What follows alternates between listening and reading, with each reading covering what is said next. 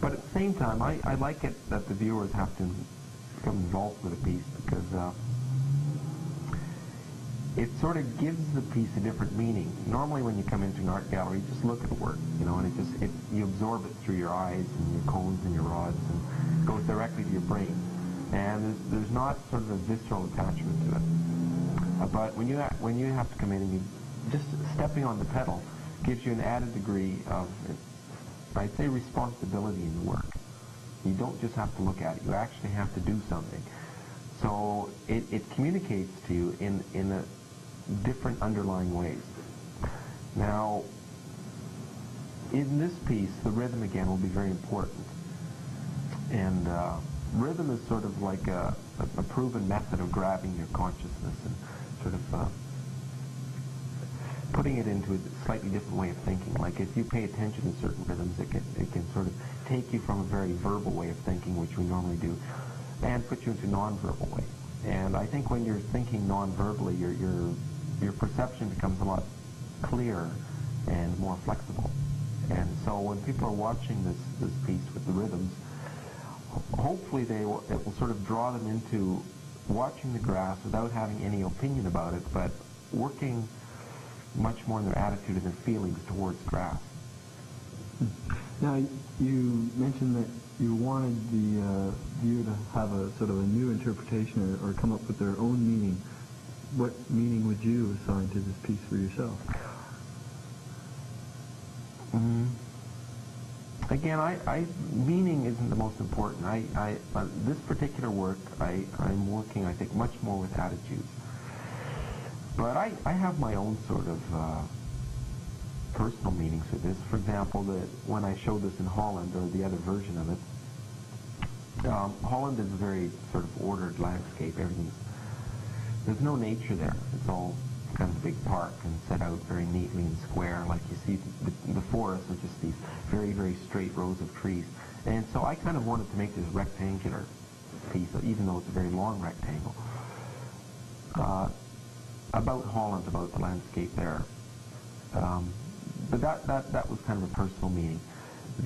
Also, like I'm of Dutch background, and when it was sort of hanging like a bridge, to me, it was like this bridge between Holland and Canada. But again, that's a very personal meaning. I think if I want to sort of, let's say I'm talking about any issues, I try to avoid talking about issues directly, like sort of preaching to the audience that this is the truth, this is the truth. I mean, this is what art's all about. Yeah, no, this is, a lot of artists get very political in saying this is the truth about our world, and I don't feel I'm really in a position to do that. But nonetheless, you know, little issues creep into my work, and environmental issues are important to me. So I'm not trying to say, well, nasty things are happening to the environment. Actually, in this piece, the technology and let's say the natural elements are working together in some sort of harmony. I mean, actually, the machinery is moving it. I mean, so there has to be that harmony there. But it's not just harmonious. I mean, if you're looking at this, there's something very sinister about having a machine tugging away and moving this thing. So on one hand, it can look quite beautiful. On the other hand, I want people to feel a little bit uncomfortable about the manipulation of the technology over nature. Now, in reference to the technology, maybe you could explain exactly what sort of technology is used to make this piece go. I'm very attracted to somewhat archaic technology. It's very low tech. This is nothing you'd see in computer magazines or flash shows. No microchips. No, I've got electric switch. And the electric switch even, I mean, that comes from an old dictaphone from the 1920s. You know, these things that use the wax cylinders and that. And I got that from there. That's about the highest tech thing in there. Also the electric motors probably from the 60s. The way it actually works, there's a camshaft in the middle. You know, that's what comes from a car motor, and it spins around to push the valves up and down. So this shaft turns around and it pushes these levers, and the levers pull on these other levers, and they pull on these cords, and they pull the grass up and down. So it's sort of the same principle done 32 times. That's actually quite simple. Now, I'm interested in this older, archaic technology because it's very visible and accessible to the viewer.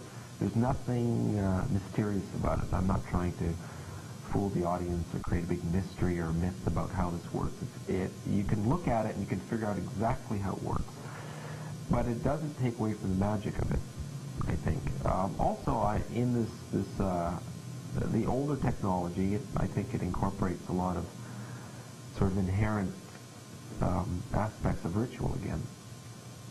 Things like when it spins around, it gets the sound of the rhythm moving, and the actual visual thing of this thing spinning around again. It can kind of sort of attract pulling your consciousness. Yeah, that was, I found one very interesting element of the work is that the sound plays a certain role. Oh, really important. But again, I don't plan the sound. It's sort of like this random thing. The sound comes in from the machinery. Okay, normally when you are faced with work, something like this viewer interactive like this, how do you normally respond to it? I mean, when you would look at this, would you be inclined first thing to interact with it, or would you come in and just sort of look at it? Well, I think generally because of my background in the fine arts that I normally go right for, if it's an activated piece, as I did with your works in Toronto. As soon as I saw the switch, I went right for it, and let it run and observe it and then turn it off. I think that's one thing I enjoy about these pieces is that they are viewer activated, so there's two different elements when it's actually running and when it's not. See, I ask that because that question often, it's sort of a theoretical question that comes up. It's about manipulation.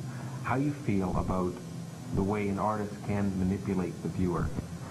Well, I don't feel manipulated at all. I feel as though I'm actually participating, but I don't think that there's an overwhelming or even a hint of manipulation. No, not in this so you work don't at feel all. that there's this issue of coming into a gallery and having, it doesn't, you don't shy away from the idea of having to press this button or... No, I don't feel any great, I don't feel compelled to. Okay, so then how about the public here in North Bay? I don't know how they respond to art. Do you feel that they'll respond in a way that they'll want to just look at the piece, they'll want to sort of try it out? I'm sure at the opening people are going to come and everybody's going to be stepping on it once one person does, but let's say on a Thursday morning sometime somebody comes in. Thursday morning? Well, we're usually closed on Thursday morning. Well, after Thursday, 11, 11:05. 11:05 after I get in.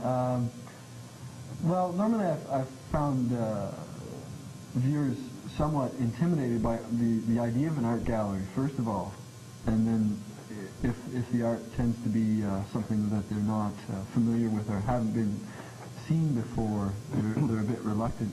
But I think this piece is very approachable in that it deals with natural elements.